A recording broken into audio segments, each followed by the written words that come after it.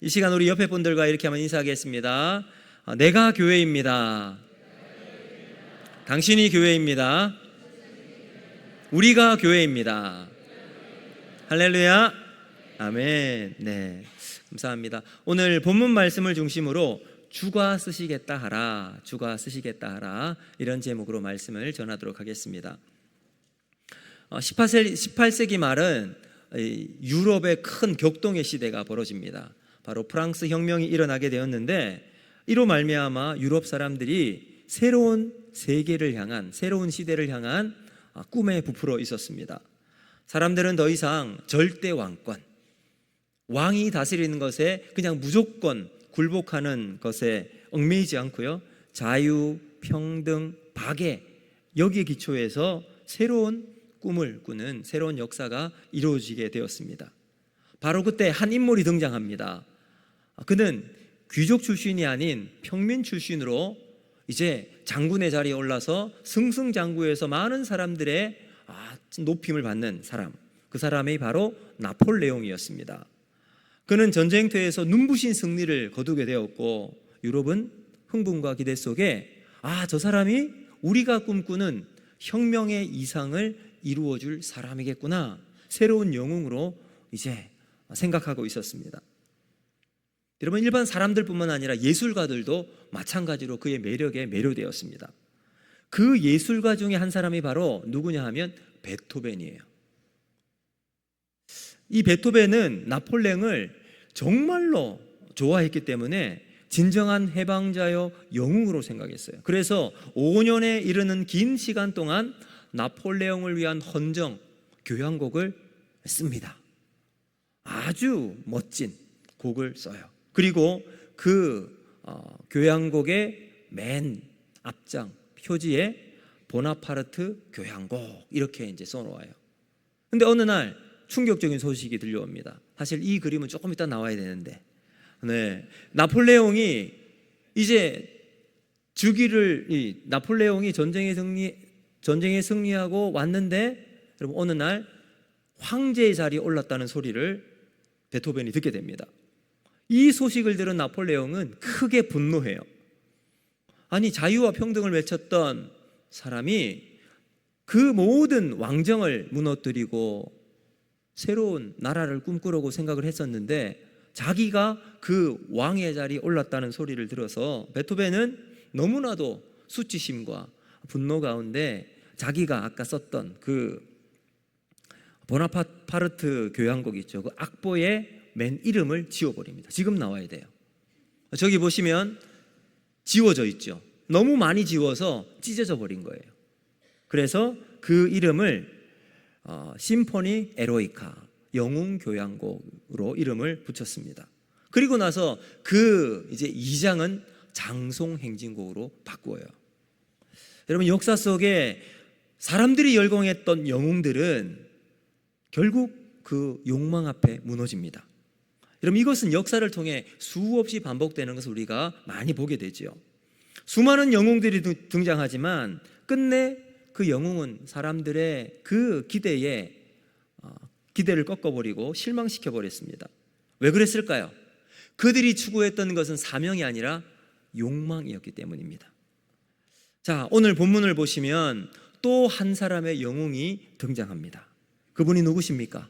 세상의 왕들처럼 군마를 타고 오시는 것이 아니라 어린 나귀 새끼를 타고 이 땅의 왕으로, 왕의 자리에 입성하시는 바로 우리 주 예수 그리스도이십니다. 겉으로 보기에는 초라합니다. 그러나 그는 세상이 줄 수 없는 자유를 주시고 하나님 안에서 평등을 선포하십니다. 그리고 원수까지도 품으시는 놀라운 박애를 보여주신 참된 영웅이십니다. 세상의 영웅은 다 무너지지만 예수 그리스도는 지금도 우리를 세상 가운데 위대한, 실망시키지 않는 참된 영웅으로 남아 계십니다. 자, 오늘 말씀은 바로 그 예수님께서 예루살렘에 입성하시는 장면을 보여주고 있습니다. 자, 오늘 본문 1절 말씀을 같이 한번 읽어보도록 하겠습니다. 1절 시작. 그들이 예루살렘에 가까이 와서 감람산 벳바게와 베다니에 이르렀을 때에 예수께서 제자 중 둘을 보내시며, 아멘. 자, 예수님 우리 지난주에 보았을 때 여리고의 바디모에를 만나셨잖아요. 그 여리고와 이 예루살렘에 올라가는 길은 무척 가파릅니다. 이제 예루살렘 갈릴리 사역을 마치시고 여리고를 지나 예루살렘으로 올라가는 길을 가세요. 한번 지도를 한번 제가 보여드리겠는데요. 저기 보시면 여리고 나와 있죠. 마이너스 300m라고 되어 있습니다. 여리고는 저 옆에 있는 지중해보다 아래쪽에 있어요. 그러니까 고도로 따지면 훨씬 더 낮은 쪽에 있다가 그 다음 예루살렘 저기를 800고지에 이르는 예루살렘으로 올라가야 돼요. 완만한 길이 아니에요. 급격한 경사가 있는 곳을 올라가야 한 험한 여정입니다. 자, 그 다음 그림을 한번 보여주실까요? 이제 예루살렘으로 향해 가는 길목에 보시면 올리브산, 감람산이 있습니다. 그리고 그 이제 기슭에 보면 벳바게와 베다니라고 하는 이제 마을이 있어요. 여러분, 저 마을이 중요한데 저 이름을 한번 이름의 의미를 살펴보면 아주 중요한 포인트를 찾을 수가 있습니다. 먼저 벳바게예요. 벳바게 이 뜻은 뭐냐 하면 파게의 집이라는 뜻입니다. 그럼 파게는 뭐냐 하면 무화과 나무의 열매를 부를 때 파게라고 불러요. 근데 무화과는요 2번의 열매를 맺는다고 합니다. 첫 번째 열리는 열매를 파게라고 부르는데, 근데 이 파게는 상품 가치가 떨어진대요. 당도도 떨어지고 이제 크기는 크지만 별로 이제 뭐 가치가 없어요. 그래서 주인은 이것을 굳이 수확을 하지 않습니다. 그래서 남겨져 있는 그 파게 열매는 주로 가난한 사람들이 그 열매를 따 먹고 이제 살아가는 거예요. 그러니까 벳바게 이런 뜻은 어떤 의미를 가지고 있을까요? 그 주변에 파게를 먹는 사람들이 많다. 그러니 여러분 가난한 동네라고 우리가 짐작할 수 있겠죠. 베다니도 마찬가지예요. 베다니의 뜻은 빈자의 집, 고통의 집 이런 뜻입니다. 그러니까 이름 자체가 가난한 마을이에요. 자, 그러면 지금 예루살렘이 있어요. 그리고 베다니와 벳바게 이 도시가 있는데 예루살렘과 비교해 본 이 두 마을은 굉장히 초라하고 보잘것이 없는 그야말로 판자촌 빈민들이 살아가고 있는 그러한 마을입니다. 예수님께서 지금 영광스러운 도시 예루살렘으로 들어가시는 그 길에 사람 제자 둘을 마을로 보내요. 어느 마을로 보냅니까? 바로 이 두 마을 벳바게와 베다니예요. 사람을 보내어서 왕이 들어갈 그 길을 준비하십니다. 초라한 마을에서 위대한 왕으로 들어가실 예수님이 준비되고 있습니다. 그러면 세상은 모든 것이 짝이 맞아야 되잖아요. 화려한 잔치에는 화려한 옷을 입고 갑니다. 권력의 자리에 오르는 사람은 권세에 맞는 행렬을 준비합니다. 여러분, 마치 아카데미 시상식을 할 때 그 앞길에 레드카펫을 깔아놓습니다. 그 레드카펫에 올라가는 배우들을 한번 딱 보세요. 옷을 아주 정장을 입고 멋진 아름다운 드레스를 입고 그 레드카펫 위를 지나갑니다. 반대로 여행을 간다고 생각을 해보세요. 여행을 가면 그런 옷 입고 가는 사람 없어요. 주로 그냥 헐렁한 티셔츠에 반바지 아니면 편한 바지를 입고 운동화나 뭐 샌들을 신고 여행을 가는 거예요. 왜요? 편안한 마음으로 가기 때문에. 여러분, 이와 같이 세상은 늘 자리에 어울리는 모습을 찾고 있습니다. 근데 오늘 우리 예수님은 전혀 다르게 행하십니다. 왕으로 예루살렘으로 입성하는 순간인데 전혀 어울리지 않는 장면을 연출하십니다. 세상의 기대와 전혀 어울리는 방식으로 예수님이 예루살렘을 들어가고 계시죠. 가난한 마을, 아무도 타보지 않았 아주 작은 나귀 새끼를 선택하십니다. 바로 여기 우리가 주목해야 할 예수님의 참된 모습을 발견할 수가 있습니다. 저는 오늘 여러분과 함께 이 예수님의 모습을 통해서 세상의 영웅의 모습이 아닌 세상을 구원하실 구원자 예수님의 모습을 살펴보도록 하겠습니다. 그러면 오늘 우리가 살펴볼 첫 번째 예수님의 모습은 뭐냐? 바로 겸손의 왕으로 오신 예수님이십니다. 자, 이제 드디어 예수님께서 예루살렘으로 입성하시는 장면이 펼쳐집니다. 자, 여러분, 우리가 알고 있는 것처럼 사람들이 예수님이 들어가시는 그 자리에 이 자신의 겉옷을 벗어서 자리를 깔고, 그리고 이 올리브나무, 종려나무를 이렇게 쭉 자리에 깔아서 왕이 들어오시는 그 길을 준비했잖아요. 근데 예수님의 예루살렘 입성은 그냥 단순한 우연한 사건이 아닙니다. 그저 예루살렘으로 들어가는 여정 중에 벌어진 해프닝이 아니라는 거예요. 철저하게 하나님의 계획, 구원의 예언을 이루신 하나님의 계획이라는 사실입니다. 자, 우리 2절 말씀을 같이 한번 읽어보겠습니다. 시작. 이르시되 너희는 맞은편 마을로 가라.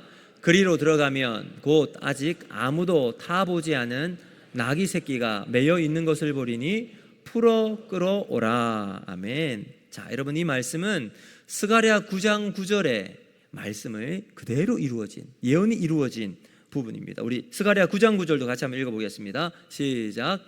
시온에 따라 크게 기뻐할지어다. 예루살렘에 따라 즐거이 부를지어다.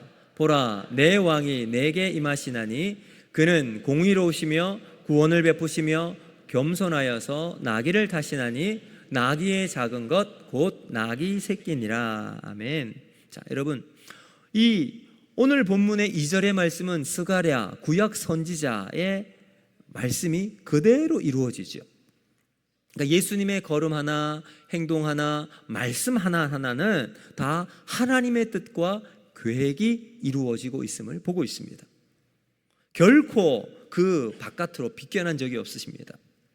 스가랴는 메시아, 왕으로 오실 것을 정확하게 말씀하고 있는데 두 가지로 말씀합니다. 첫 번째, 왕이 오시는데 그는 겸손하다, 공의로우시다, 구원을 베푸시는 왕이 오실 것이다 라고 이야기합니다. 자, 두 번째, 그 겸손하신 왕이 무엇을 타고 오신대요? 무엇을 타고 오신다 그럽니까?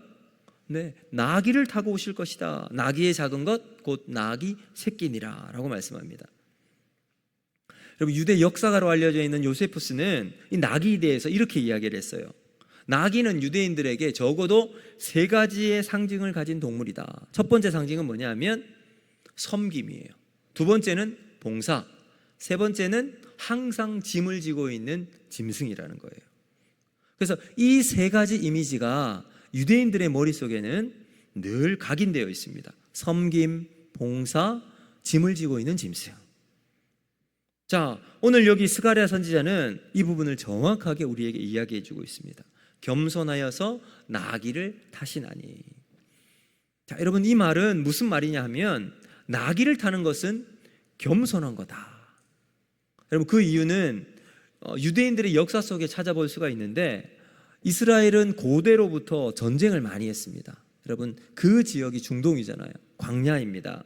특히 유목 생활을 하고 유목 생활을 끝내고 농경으로 정착한 이후에 그들이 살고 있는 광야는 거칠잖아요. 그래서 주변 유목민들과 끊임없는 전쟁이 일어났습니다. 살아남기 위해서는 힘을 길러야 해요. 그래서 전쟁을 할 수밖에 없죠. 힘이 있으면 지키고 빼앗을 수 있지만 힘이 없으면 빼앗기는 거예요. 그래서 광야 생활은 전쟁의 연속이라고 해도 무방할 겁니다. 이들에게 전쟁을 하는 방식이 있습니다. 그래서 이 전쟁을 하기 위해서 적진에 사신을 파견할 때가 있을 거 아닙니까? 상황에 따라서 두 종류의 짐승을 타고 사신이 갑니다. 첫 번째는 바로 말이에요. 말을 타고 사신이 갑니다. 자, 그때 모습은 어떨까요? 누가 봐도 당당하고 튼튼하고 탄탄한 종말을 타고 적진에 전쟁을 선포합니다. 여러분, 타고 가는 그 사신 역시 카리스마 있고 전혀 위축되거나 꿀리지 않는 모습으로 말 위에 타고서 적진에 들어가요. 무슨 메시지를 전하기 위해서일까요? 전쟁을 선포한다. 너희 민족과 당신들과 전쟁을 하겠소 라고 하는 메시지를 표현하는 겁니다. 자, 근데 반대의 경우도 있어요. 나귀를 타고 가는 거예요. 이 의미는 나는 당신들과 전쟁할 의사가 없습니다. 당신들과 화친을 맺고 싶습니다 라는 메시지를 전하기 위해서 나귀를 타고 가는 거예요. 자, 이것이 유대인들의 역사 가운데 오랫동안 내려왔던 전통입니다. 자, 이런 전통을 가지고 있는 유대인들에게 예수님이 지금 예루살렘에 들어가세요. 무엇을 타고 가십니까? 말이 아닌 나귀를 타고 가시는 거예요. 나귀를 타시는 예수님의 모습을 본 유대인들이 어떤 생각이 들었을까요? 어떤 마음이었을까? 지금 저분은 유대인 왕으로 오시는데 로마를, 저 악마와 같은 로마를 단순히 무너뜨리고 새로운 나라를 건설할 그것을 기대하는 유대인들이 나귀를 타고 오시는 메시아이신 예수님, 이게 매치가 될까요? 안 될까요? 매치가 잘 안 되는 거죠. 이 상황 자체를 받아들이기가 쉽지가 않았습니다. 우리 주님 예수님이 나귀를 타고 오신 분명한 이유는 무엇인가? 바로 겸손함입니다. 예루살렘에 들어가시면서 나귀를 타고 가신 예수님은 로마와 전쟁할 의사가 없음을 표현하고 있는 거예요. 그래서 나귀를 타고 가신 거죠. 예수님은 로마와 전쟁하기 위해 이 땅에 오신 메시아가 아니기 때문입니다. 그럼 예수님 왜 이 땅에 오셨을까요? 공중 권세 잡은 마귀를 대적하고 최후 승리를 주시기 위해 이 땅에 오신 메시아이심을 예수님이 말씀하고 계시는 겁니다. 우리를 죄에 빠지게 하고 하나님을 대적하고 말씀의 길에서 벗어나도록 만드는 이 어두움의 세상 주관자 사탄의 모든 권세를 무찌르고 하나님이 다스리시는 하나님 나라를 건설하기 위해서 예수님이 이 땅에 오신 거예요. 자, 그렇다면 그 사탄의 권세를 무너뜨릴 하나님의 방법이 무엇이냐? 바로 겸손이라는 거예요. 낮아짐이라는 겁니다. 여러분, 말은 한번 상상해 보세요. 하늘을 울릴 듯한 발굽으로 땅을 두드리며 달리어요. 철갑을들은 장군과 함께 바람을 가르며 전장의 불꽃 같은 군마는 세상의 힘과 권력을 상징합니다. 나귀는 어때요? 작고 투박합니다. 근데 가장 낮은 길을 걸으며 주인의 부름에 순종하는 충직한 짐승이에요. 나귀는 겸손을 상징합니다. 자, 이 겸손과 낮아짐의 정점이 어디서 드러납니까? 바로 우리 주님이 지신 십자가를 통해 드러나는 거예요. 마가복음 10장 45절 말씀을 같이 한번 읽어보겠습니다. 시작. 인자가 온 것은 섬김을 받으려 함이 아니라 도리어 섬기려 하고 자기 목숨을 많은 사람의 대속물로 주려 함이라. 아멘. 여러분, 빌립보서 2장 6절과 8절은 이것을 좀 더 구체적으로 말씀합니다. 같이 한번 읽습니다. 시작. 그는 근본 하나님의 본체시나 하나님과 동등됨을 취할 것으로 여기지 아니하시고 오히려 자기를 비워 종의 형체를 가지사 사람들과 같이 되셨고 사람의 모양으로 나타나사 자기를 낮추시고 죽기까지 복종하셨으니 곧 십자가에 죽으심이라. 아멘. 사랑하는 성도 여러분, 예수님은 세상과 다른 방식으로 하나님의 나라를 만들어 나가십니다. 세상의 길이 아닌 하나님의 길이었습니다. 사람들은 힘을 원해요. 로마를 무찌르고 다른 왕들처럼 정복하는 그러한 메시아를 꿈꿨지만 예수님은 하나님의 모습을 보여주십니다. 그 길이 무엇이에요? 겸손과 낮아짐으로 최후 승리를 우리에게 주십니다. 사람들은 정치적인 해방을 원했지만 우리 주님은 죄와 사탄의 권세로부터 해방을 우리에게 주십니다. 그리고 주님은 지금 우리를 겸손의 길로 부르고 계십니다. 세상은 여전히 크고 더 높고 더 강한 것을 추구하지만 하나님의 나라의 길은 더 낮고 섬기며 내어주는 길로 보여주십니다. 겸손은 약함이 아니라 하나님의 능력을 나타내는 통로일 줄로 믿습니다. 여러분, 십자가는 패배가 아닌 승리였던 것처럼 우리의 겸손과 낮아짐도 하나님의 나라의 승리를 보여줄 줄로 믿습니다. 그러므로 우리가 걸어가야 할 길은 분명합니다. 예수님을 따라 가정에서나 교회에서나 세상 속에서 겸손의 왕을 따르는 제자로서의 삶을 살아가는 저와 여러분이 되기를 주님의 이름으로 축복합니다. 두 번째, 예수님은 어떤 모습으로 우리에게 오시는가? 우리의 삶을 쓰시는 예수님이라는 겁니다. 자, 이제 예수님께서 제자들에게 2명의 제자를 보내시잖아요. 그러면서 이렇게 당부하세요. 나귀 새끼를 데리고 오는데, 자, 3절 이렇게 한번 읽어보도록 하겠습니다. 같이 읽습니다. 시작. 만일 너희에게 왜 이렇게 하느냐 묻거든 주가 쓰시겠다 하라. 그리하면 즉시 이리로 보내리라 하시니. 아멘. 나귀 새끼를 데리고 오라 명령하셨는데 조금 방식이 특별해요. 누가 묻거든 주가 쓰시겠다 하라 라고 말씀하래요. 오늘 본문 구절의 핵심입니다. 이 나귀는 소유주가 누구인지, 주인이 누구인지, 어떤 상황에 거기에 있는지 제자들은 알 길이 없어요. 그러나 예수님께서 명령하셨기에 그 자리에 가서 나귀 새끼를 몰고 오고 있습니다. 자, 여러분, 이런 상황에 더 황당한 것은 나귀 주인의 반응입니다. 여러분, 자기의 이 소유물인 나귀 새끼를 끌고 가는 제자들을 그냥 내버려 둘 주인이 누가 있습니까? 근데 이 주인이 주가 쓰시겠다 하라 이 이야기를 들었을 때 묻지도 않고 따지지도 않고 그냥 나귀를 풀어줍니다. 6절 한번 보세요. 6절, 제자들이 예수께서 이르신 대로 말하되 이에 허락하는지라. 보통의 경우라면 주인이 이 허락도 없는 남의 나귀를 가져가는 사람을 우리는 도둑이라고 부르잖아요. 그 도둑을 그냥 둘 사람은 아무도 없어요. 그렇지만 오늘 예수님의 말씀대로 제자들이 이야기를 했을 때 주가 쓰시겠다, 그냥 내어줍니다. 마치 각본에 쓰여진 것처럼 척척 맞아 떨어져 가고 있습니다. 예수님은 이 나귀의 주인이 어떻게 올 것을 다 알고 계시듯이 말씀하셨고, 나귀의 주인은 이미 준비된 것처럼 예수님께 나귀를 내어드립니다. 놀라운 일이죠. 어떻게 이런 일이 벌어질 수 있을까?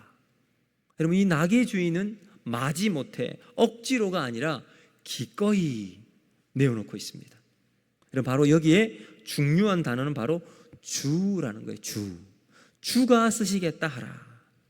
여러분, 이 주는 아도나이, 모든 것의 주인을 이야기하고 있습니다. 로마서 11장 36절은 우리에게 이렇게 말씀합니다. 우리 같이 한번 읽습니다. 시작. 이는 만물이 주에게서 나오고 주로 말미암고 주에게로 돌아감이라. 그에게 영광이 세세에 있을지어다. 아멘. 여러분, 이 나귀의 주인은 바로 이 말씀처럼 반응하고 있는 거예요. 모든 것은 우리 주님 것입니다. 내가 가진 모든 것을 주님께서 나에게 맡겨주신 것이기에 나는 주님의 것을 잠시 맡고 관리하는 청직이다. 사랑하는 성도 여러분, 우리는 주님 것을 잠시 맡아서 관리하는 청직이라는 사실을 잊지 말아야 할 줄로 믿습니다. 우리가 이 사실을 망각하게 되면 그때부터 비극이 시작되는 거예요. 내 것이 아닌데 내 것이라고 계속 주장을 하다 보니까 이것을 놓치지 않기 위해서 꽉 붙듭니다. 절대 놓치지 않기 위해서 손에 힘을 주며 붙들어요. 근데 어느 날 주님께서 이렇게 물으세요. 신성아, 네 손에 꽉 붙들고 있는 그거 나에게 줄래? 라고 물어보시면 못 주는 거예요. 왜요? 내 거라고 확실하게 믿고 있기 때문이에요. 그러면 더 꽉 쥡니다. 팔뚝에 힘이 올라올 정도로 꽉 쥐면서 절대 줄 수 없다고 부들부들 떨면서 고집을 부립니다. 여러분, 그래서 고혈압이 생기는 거예요. 사랑하는 성도 여러분, 내 것이 아니에요. 우리 주님 것입니다. 우리 함께 고백할까요? 내 것이 아닙니다. 주님 것입니다. 우리 내 마음도 누구 거예요? 주님 것입니다. 내 몸도 주님 거예요. 물질도 주님 것이요, 직장도 주님 것이요, 내 가정도 주님 것이요, 내 자녀도 주님 것이요, 내 교회도 주님 것입니다. 여러분, 그러면 싸움이 날까요, 안 날까요? 안 나요. 자기가 최고라고 고집을 부릴까요, 안 부릴까요? 부리지 않습니다. 하나님이 내 삶의 주인이심을 고백하는 이 믿음이 우리에게 있어야 한다는 거예요. 자, 그러면 이 나귀의 입장에서 한번 살펴보도록 할까요? 여러분, 나귀가 예수님께 이제 선택을 받아서 예수님을 자기의 등에 얹혀서 예루살렘에 입성에 들어갑니다. 나귀야말로 갑자기 출세한 거 아닙니까? 동물들 가운데 가장 영광스러운, 자기만큼 영광스러운 동물이 어디 있겠습니까? 여러분, 공작 얼마나 아름답고 화려합니까? 그 꼬리를 한번 딱 펼치면 세상의 그 어떤 것보다 아름다운 자태를 뽐냅니다. 사자가 한번 포효해 보십시오. 역시 동물의 왕같이 보입니다. 백마가 얼마나 우아합니까? 하지만 지금 바로 이 순간 예수님을 태운 이 낙이야말로 가장 영광스러운 동물이에요. 어떤 공작보다, 사자보다, 백마보다 영광스러운 자리를 차지하고 있는 것이 바로 낙이입니다. 주가 쓰시겠다 하라. 이것은 곧 주님의 주권을 인정하는 선포입니다. 여러분, 하나님의 주권을 강조한 신학자가 있는데 헤르만 바뱅크라는 신학자입니다. 이 신학자가 이렇게 이야기를 해요. 하나님의 주권 아래 있지 않은 작은 영역은 하나도 없다. 그리스도께서 내 것이라고 말씀하지 않는 영역은 없다라고 이야기했어요. 여러분, 옳은 말입니다. 여러분, 우리가 하나님의 주권 사상이 있을 때 비로소 참된 용서가 시작이 됩니다. 왜요? 나에게 잘못하는 사람, 내가 저 사람 꼭 원수 갚아야지. 이걸 내가 하지 않고 누구에게 맡겨요? 하나님의 주권이기에 하나님께 맡길 수 있어요. 하나님의 주권을 인정하지 않으면 내가 다 해결하려고 하죠. 하나님은 없어요. 그래서 피해 복수가 계속 이어질 수밖에 없습니다. 그럼 인류 역사를 보세요. 하나님의 주권을 인정하는 곳에는 전쟁이 일어나지 않아요. 그러나 하나님의 주권이 없는 곳에는 끊임없는 전쟁으로 피해 역사가 일어나고 있습니다. 이것이 신앙과 불신앙의 차이를 만들어냅니다. 그 뿌리는 하나님의 주권 사상으로 시작이 되는 거예요. 그럼 사도 바울을 한번 보세요. 사도 바울이 감옥에 갇혀서 사형을 언도받았잖아요. 그 감옥에서 믿음의 후손들에게 너무나도 중요한 말씀을 남기고 있습니다. 디모데후서 4장 8절 말씀 우리 같이 한번 읽어보겠습니다. 시작. 주 곧 의로우신 재판장이 그날에 내게 주실 것이며 내게만 아니라 주의 나타나심을 사모하는 모든 자에게도니라. 아멘. 여러분, 그날이 되면 우리 주님께서 주실 거래요. 나에게뿐만 아니라 주님과 함께 믿음의 길 걸어나가는 모든 자에게 주실 것이다. 무엇을 주실까요? 여러분, 놀라운 하나님의 구원을 주신다는 거예요. 비교할 수 없는 구원을 하나님이 주십니다. 왜요?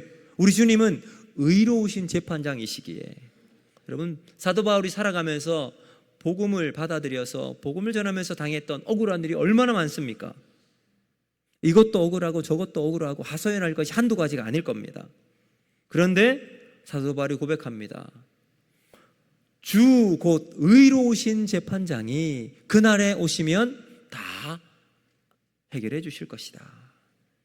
그럼 그날이 되면 우리 주님이 의로우신 재판장이 되셔서 다 알아주세요.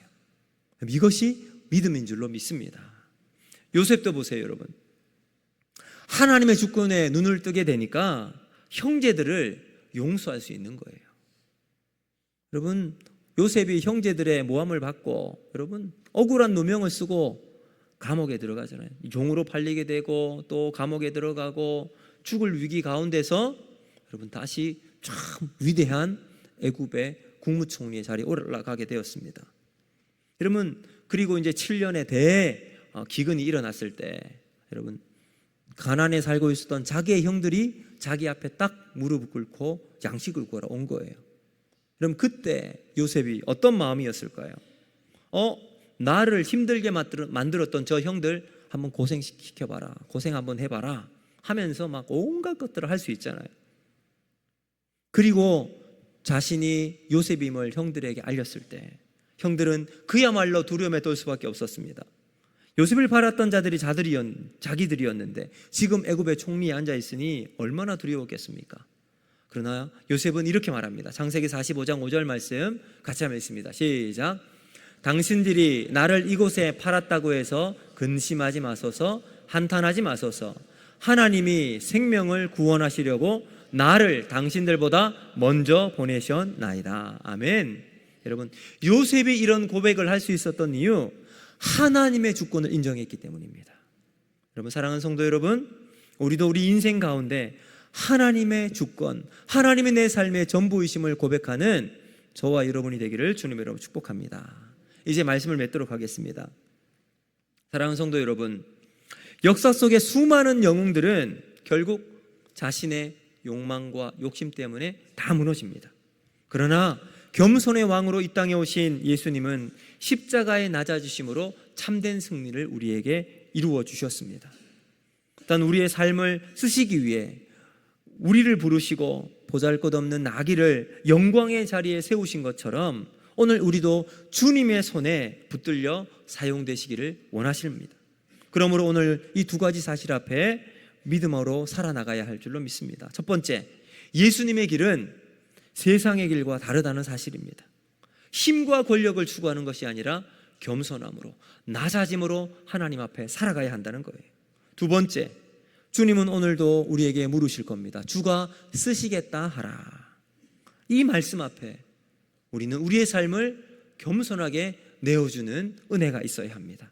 우리의 시간도, 물질도, 재능도, 심지어 우리의 인생 전체를 주님께 내어드리는 여러분 우리가 되기를 주님 이름으로 축복합니다. 여러분, 겸손의 왕을 따르는 제자, 주의 쓰심 앞에 즉시 순종하는 청지기로 우리의 삶을 살아갈 때 하나님이 기뻐하시는 믿음의 삶이 우리 가운데 펼쳐지게 될 줄로 믿습니다. 오늘 우리는 이렇게 고백하기를 원합니다. 주님, 제 삶은 내 것이 아니라 주님 것입니다. 주님 마음대로 사용하여 주시옵소서. 겸손의 왕을 따르는 십자가의 길을 걸어가게 하여 주시옵소서. 그래서 우리의 가정과 일터와 교회, 삶의 자리에서 예수님의 겸손과 주님의 영광을 드러나는데 우리의 삶을 마음껏 쓸 수 있도록 주님께 내어드리는 저와 여러분이 되기를 주님의 이름으로 축복합니다. 이 시간 이 말씀을 기억하면서 함께 찬양하도록 하겠는데요, 오늘 우리는 겸손의 왕이신 예수님을 만났습니다. 그리고 주가 쓰시겠다 하나님 말씀 앞에 주님의 부르심을 우리가 들었습니다. 이제 여러분 이 믿음의 고백으로 주님, 내가 주님 앞에 겸손하게 주님의 쓰심 앞에 나를 내어드리는 삶을 살아가겠습니다 하는 마음으로 시간 찬송가 208